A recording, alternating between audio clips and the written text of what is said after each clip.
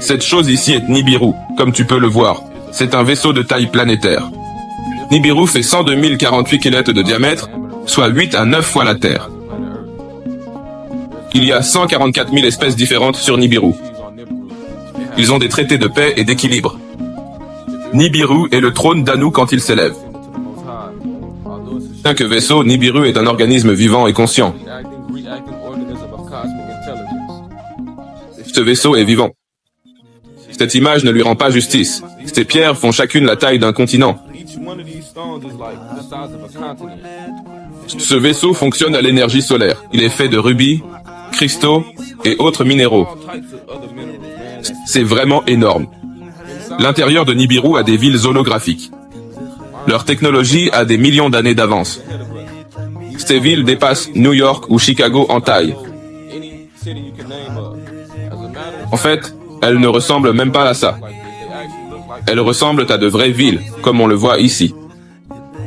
Grâce à leur vaste système informatique, ils ont aussi un mécanisme pour contrôler la météo, comme ce qu'on appellerait HARP ici-bas. Il y a environ 24 milliards d'années, Anu a nommé Marduk capitaine du vaisseau. À ce temps, Tarnush, qui est le père de Satan, était un être agréable. Cette bitch s'est énervée car il devait être capitaine du vaisseau. Mais il fut second. Il était jaloux à mort. C'est pour ça qu'il a déclenché cette guerre et fait un trou dans la couche d'ozone à la planète Risk. Une vraie bitch. Bref, ça c'est le symbole sur Nibiru. Ce symbole signifie qu'il contrôle cette partie de la galaxie. Nibiru est comme un poste de police pour maintenir l'harmonie dans la galaxie, et ils savent déjà qu'elle est dans notre orbite, c'est pour ça qu'ils flippent. Avec un certain type de télescope, en regardant à midi, on peut voir Nibiru. Tous les 25 000 ans, Nibiru orbite autour du système solaire, collectant de l'or et des minéraux. Bref, Nibiru a failli percuter Neptune pendant son orbite. Quand ils ont réalisé ça, ils ont dû faire marche arrière. Ce recul a provoqué une tempête magnétique sur Neptune. Ça a tué 2/3 de la population et plein d'autres espèces.